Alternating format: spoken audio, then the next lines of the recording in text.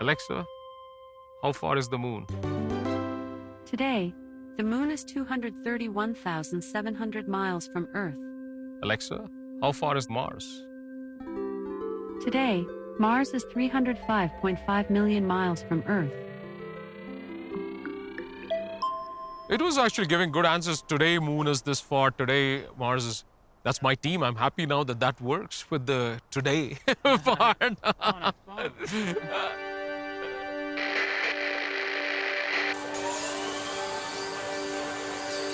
The countdown begins for one of man's greatest adventures.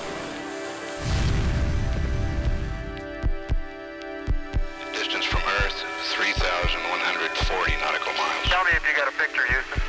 We've got a beautiful picture, Neil. Deep space tracking antennas listened to Apollo and spoke to Apollo, except when it passed behind the moon.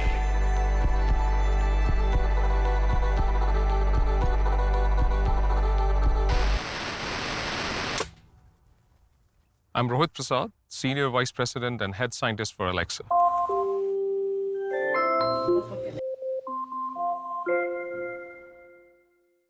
You know, we as humans are trained to speak to each other. And language is one of those things where you're just sort of born with it. Of course, you learn different languages, but the ability to communicate through just voice is innate. So I think this need to communicate to a machine has been there for a reason in fiction. Growing up in India, Star Trek was a big influence on me. As a kid, I would drop everything and run when that show used to come air on TV. The fact that you could just speak to a computer and get your request fulfilled was mind-boggling for me. That stuck with me as one of the early callings of my career. And throughout my life, I have tried to work on different areas of artificial intelligence, but speech processing and speech recognition and understanding what people want to do with a machine has been my dream. The ability to interact with machines has been worked on for years and years.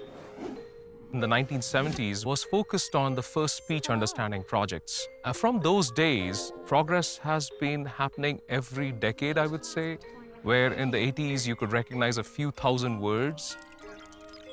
But the real breakthrough started happening in 2010 when deep learning took off, where you can train these massive neural networks that could recognize speech much better than before. And at that point, these dreams of being able to interact with machines started coming to fruition.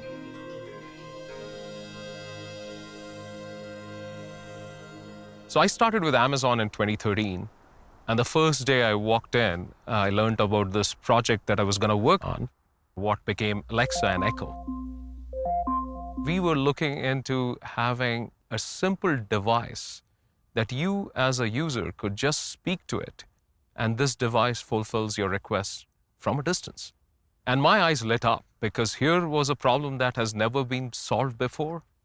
And this problem of talking to a device at a distance, even in the most advanced research settings where I came from, was thought to be too hard.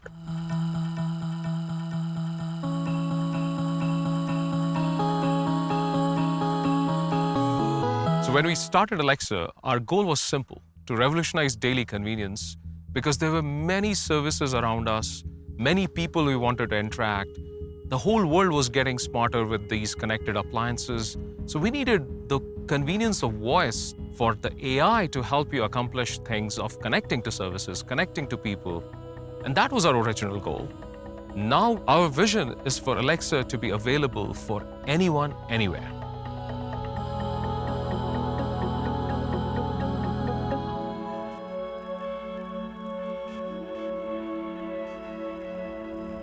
I'm Rob Chambers.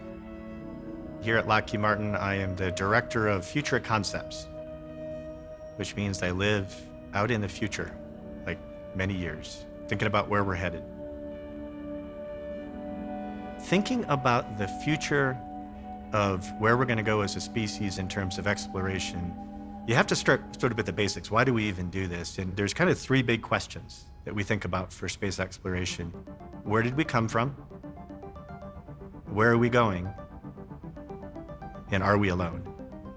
That's really heady stuff. That's the kind of stuff that changes the course of human events and the direction of where we go. The privilege of being able to work with other space agencies and other companies to explore the solar system is something that sets Lockheed Martin apart. Since 1976, we've been on Mars working alongside NASA. We've visited every planet in the solar system and even Pluto. And Orion is the next focus. That is how humans are going to get back forward to the moon, as we say. And then by 2024, that's when the crew will go in and from there land on the surface. Every precious minute of their 2.5 hours on the surface was programmed. The crew, when they're in the shuttle or on space station or now on Orion, every waking moment will be programmed. Every waking moment. Buzz, this is Houston. You've got about 10 minutes left now. And they're going to be performing experiments. They're going to be making sure the spacecraft is working correctly. They're going to be planning their next maneuver. They're always going to be figuring out, how do I get home if I need to? They're allowed a little bit of time to take it all in because they're there as ambassadors for the Earth. But most of the time is scripted because they're there to perform the science and to perform the discovery. So we quickly realized we needed to maximize their tie-in to the spacecraft, their interfaces to the spacecraft. Anything we can do to make them more efficient. The more tools in their toolbox, if you will, including voice assistant tools that could do everything from find out what the average temperature is in the cabin, when's my next trajectory thruster burn, set a timer for 4 minutes. Those types of assistants we think are going to be invaluable into allowing them to both survive and thrive. So we reached out to Amazon and said, could we fly Alexa on the other side of the moon on our last uncrewed test flight of Orion and prove out the technologies that we take for granted here on Earth in one of the most stressing telecommuting challenges ever, telecommuting from the other side of the moon. Alexa, do you want to go to space? I would love to go to space. I just need to find the time to plan it. Everything that is slightly harder in space becomes simpler by just your voice command is coming full circle to the dream of Star Trek computer. This project has many different challenges. The first and foremost was the fact that you don't have the availability of the processing power of the cloud for Alexa to operate at high performance. The second big challenge was the fact that the acoustic environment in space inside the spacecraft is not like your homes. How you capture the audio and how do you recognize it with high fidelity in this challenging environment. Rohit. Hi, Rob. Good to see you again. Likewise. Many different experts had to come together to pull off a project like this.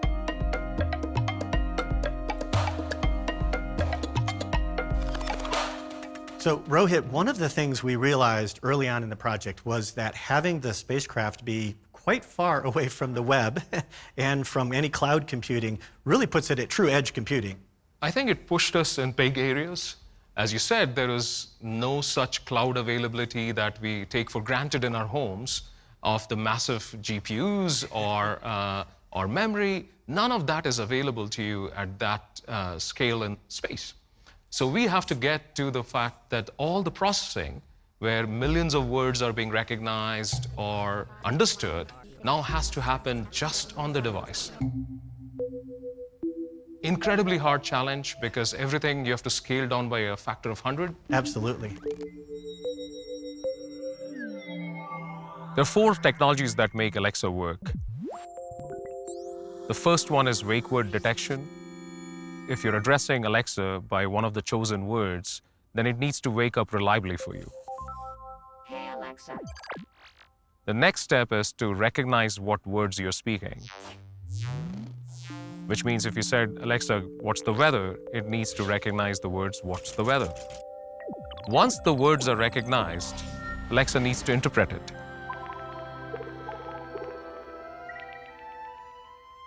So this step is called natural language understanding. And then the last step is once Alexa is able to get the weather from one of the chosen sources, then it needs to play back the weather in the most natural voice possible. And that technology is called text-to-speech synthesis. Alexa, what's the temperature on Mars?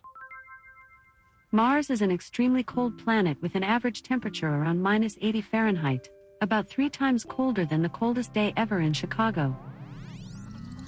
All of that to be able to fit in such a small form factor on the device is an incredible achievement by the teams.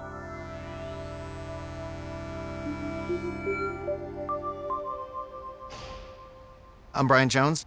I'm the chief engineer of the Callisto payload at Lockheed Martin. This is in particular the Artemis 1 mission. The Orion spacecraft, and Callisto is the name of the payload itself. So a payload is basically a component that is flown aboard a spacecraft that typically has a separate intent. So Artemis 1 is a test mission checking out all the vehicle systems before we fly astronauts aboard Artemis 2. So that's the primary mission. We have a secondary mission, and so we're a payload with that special purpose of demonstrating these unique crew interface technologies. Because we have a couple extra holes cut in this one. Hi, Brian. Yeah, that's Good to see you again. How are you doing? absolutely. You too. Welcome to Yeah. Lockheed. This is our chance for you to actually see the build of our engineering demonstration unit. So this is the one that we use to basically make sure that everything is working so that the flight build goes more smoothly. Excellent. And where exactly does Alexa fit in here with the light ring and the speaker? So Alexa's computational heart is the single board computer that you see on the right-hand side, that right wall.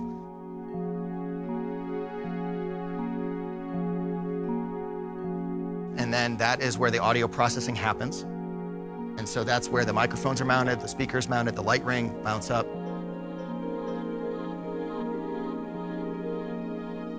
I know we've come a long way, but what remains here right now? There's been a lot of work going into making sure that the signal integrity of the microphones and the speakers is intact. And so Ralph has done a lot of work reworking those harnesses to get them nice and tight and the shielding right and everything else. And so we just finished working through some of those challenges last week. And so now the sound is pretty good. All the Amazon acoustics engineers are pretty happy, which is fantastic. Orion is traveling at 27,000 miles per hour.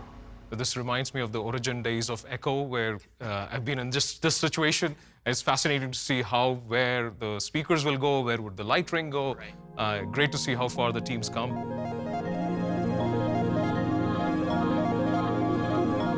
One of the values of flying Alexa on this early Artemis mission is it's afforded us the opportunity to marry the power, the incredible power and capabilities of artificial intelligence and machine learning with the very repeatable, highly deterministic software that we're used to writing for spacecraft, so we know exactly what it's going to do when. So we've given a lot of thought on how to blend Alexa with the flight computers today.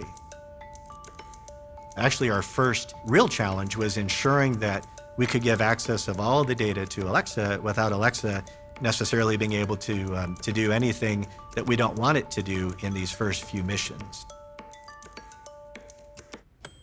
And we're going to start slow. We're going to start with things that reduce crew workload, but yet are removed from the safety criticality of the mission, because there is no reset button. You don't get to reboot.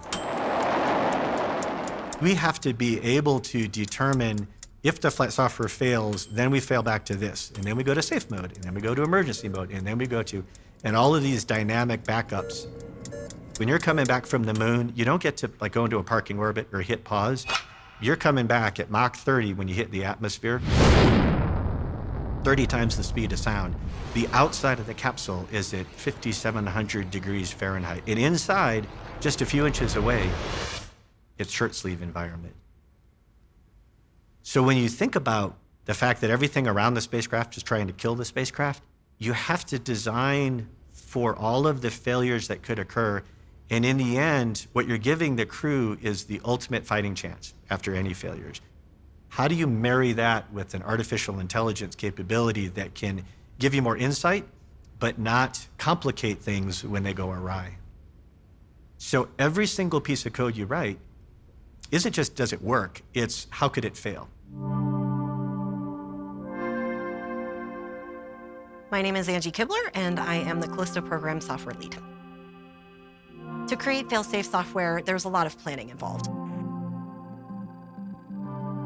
From a software perspective, we have to understand well enough how the hardware works and how we expect the hardware to fail, and what a failure might mean down the line to other pieces of hardware and the software itself.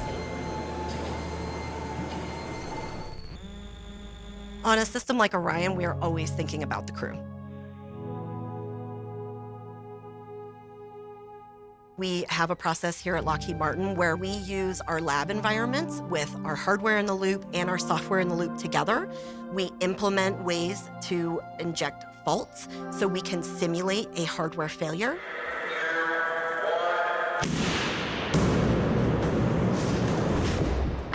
And we then test the software to make sure that we are handling that hardware failure appropriately and we're getting the vehicle into a safe state.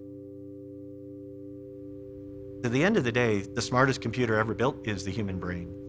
And so everything else we wrap around, the whole spacecraft we wrap around the crew is there to harness the knowledge and the skills and the capabilities of the humans in real time to react.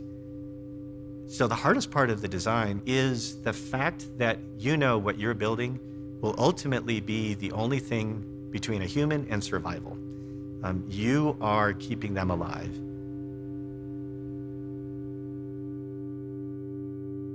It was a mini planet, complete with its own environmental control system, telecommunications, electrical power, guidance, navigation. In short, it was the most intricate and sophisticated machine ever made by man.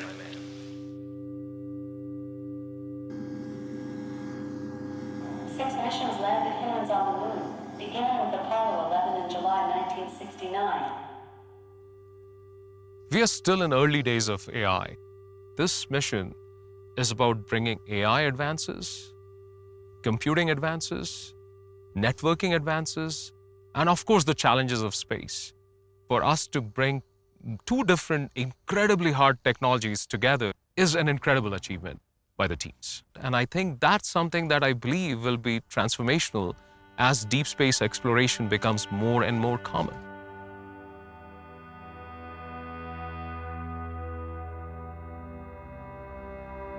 The next thing that's coming after Orion is the onboard habitation, what we call the habitats.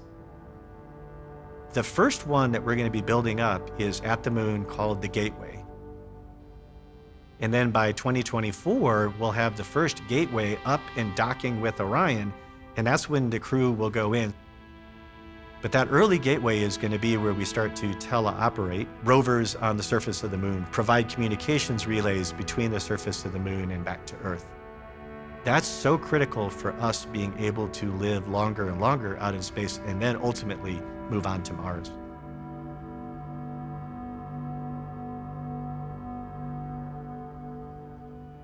Deep space exploration is bigger than one country, and it's far bigger than one company. And you need to harness the skill and the will of everybody in order to pull it off.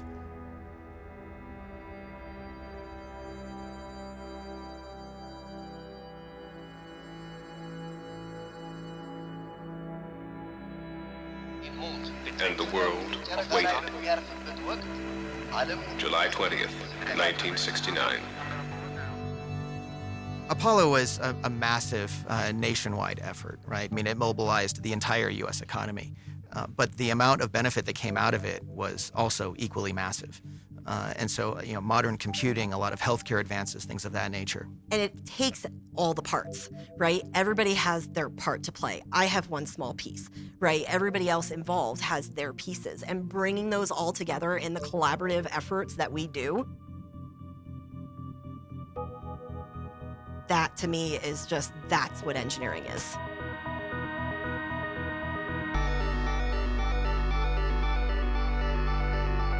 hard inventions are in our DNA.